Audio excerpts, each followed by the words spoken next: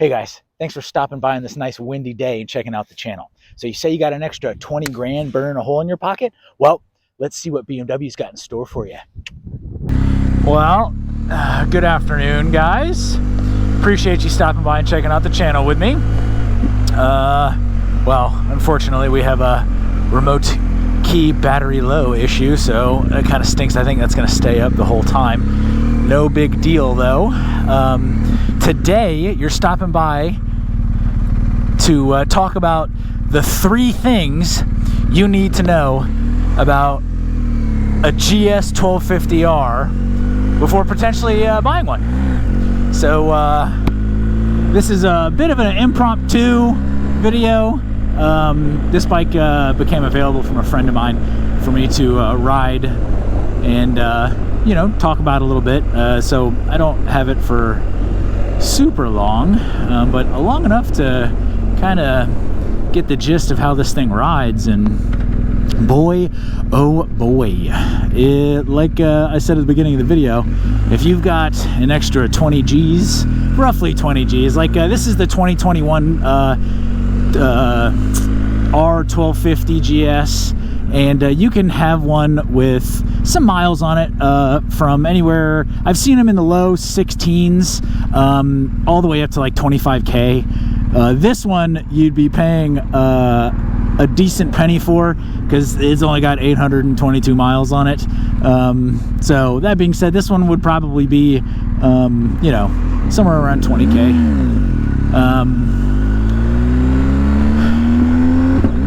Oh boy, that clutchless quick shift is pretty terrific. I don't know how I survived my entire motorcycling career without something like that. So you know, listen, this is the Mag Daddy of all Mag Daddies when it comes to modern adventure bikes. But you know, that being said, it's not for everyone. And that leads me into my first point. Number 1, this motorcycle is not for beginners. And it's not for beginners for a multitude of reasons. You know, 1, the weight. This thing is loaded down with bags, some other accoutrement. It's a nice windy day out here. Hopefully the audio turns out okay.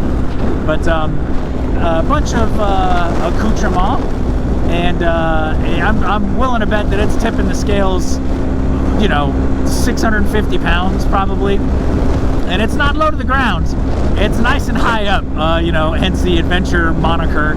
But it's it's not just heavy and tall and just sort of large in general, but it's no slouch. This thing makes about 120 horsepower, around 90-ish foot-pounds of torque.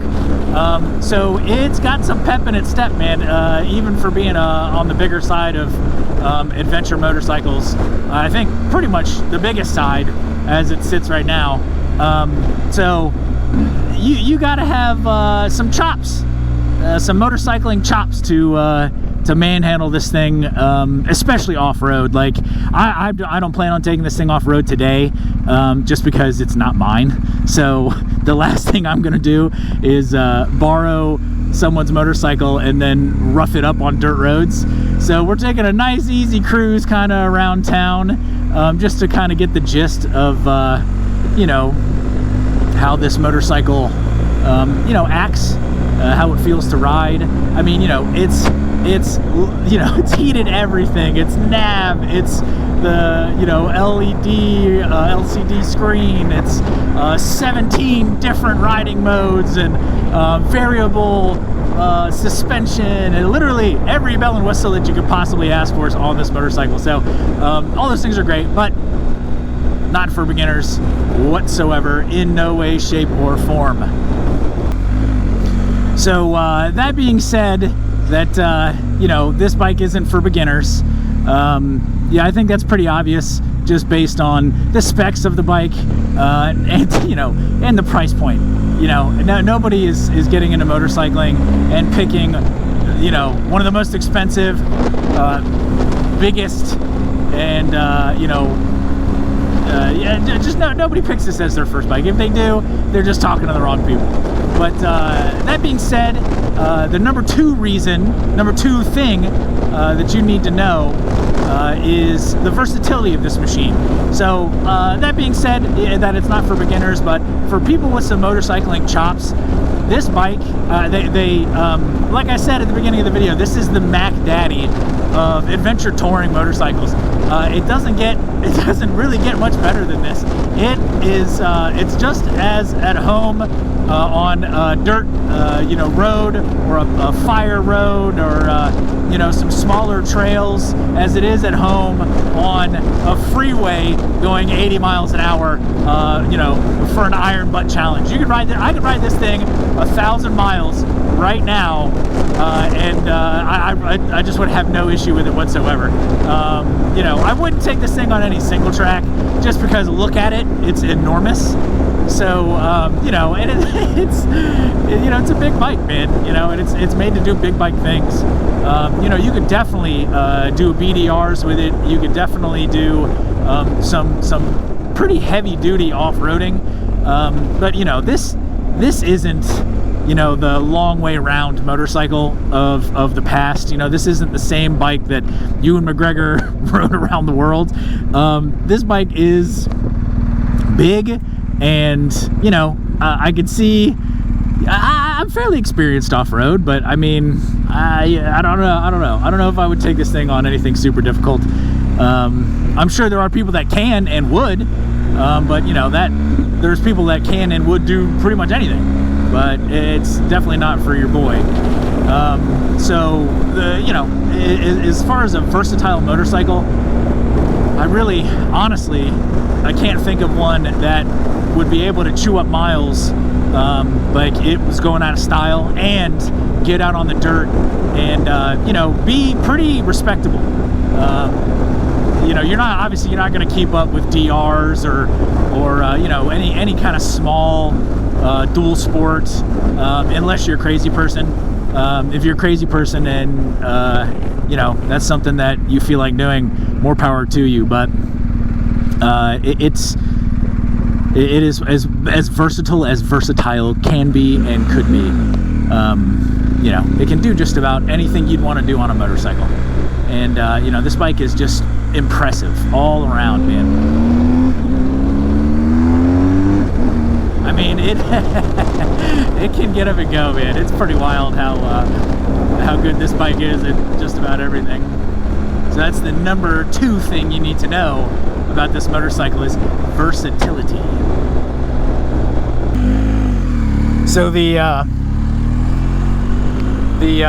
third thing you must know about this R1250 GS, and the GS kind of in general, it doesn't really matter which year GS you decide to buy, if it's an older one or a brand spanking new one.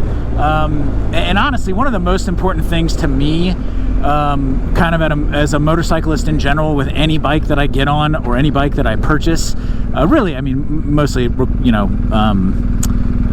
is important for bikes that I actually buy and own, is like the culture, or the pop culture-ness of a motorcycle, or like the community surrounding a particular bike.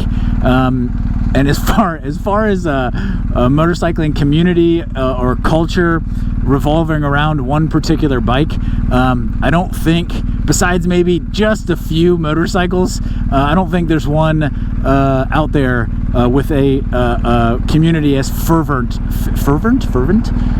whatever that word is, I'll Google it later, as the GS community.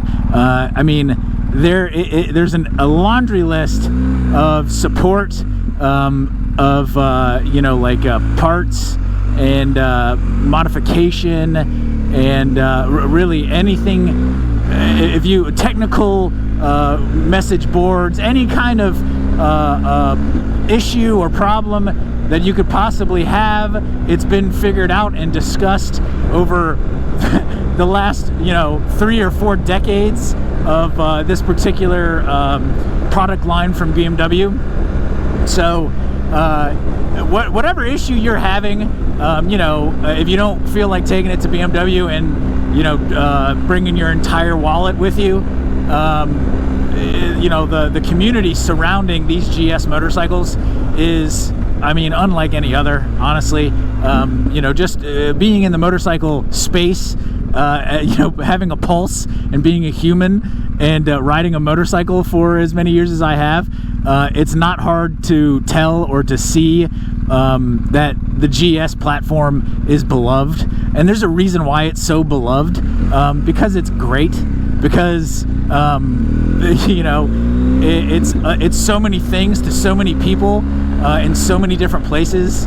Obviously there is a bit of a gatekeeper. This looks like a dead end. We're going to flip it around. There is a bit of a gatekeeper as far as the price is concerned. You can get some used ones, some older ones for pretty good money. These new ones are expensive. They're the price of a family sedan. But, there's a reason why they're that expensive, because they are that good. This bike is unlike pretty much anything I've ever ridden. And I've ridden GS's before, but this newer one is a 2021, but this new one is stunning. How it rides and how it reacts and how it corners, and the bike is just it's a joy to be on. It's a joy to ride. It's a joy to look at. This thing is badass. It's just kind of all around, man. And if I had the cash, I wish I did, I'd own one. But it's not in the cards for me to own this bike because of that gatekeeper. Like I said, just the cost of it is it is a little bit cost prohibitive to quite a few people, but and me included, unfortunately. But one day maybe we'll see. Oh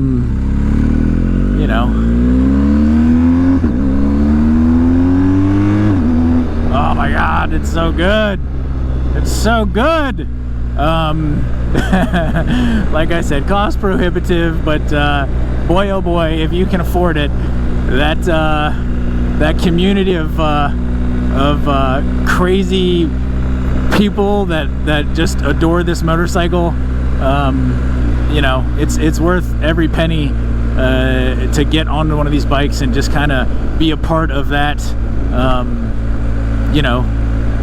that whole vibe, man, of being a GS owner. One day for me, one day.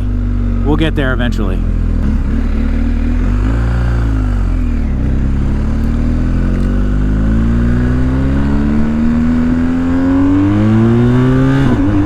Oh, wheel came off the ground. That was fucking sweet. Thanks again, guys, for checking out the channel. Hit that like and subscribe button if you enjoyed the video. It really helps out the channel. Hopefully I was able to help you make a decision on whether or not this bike's for you. It's a terrific bike, and I wish I could afford one. I can't, but maybe one day. Ride safe. We'll see you in the next one.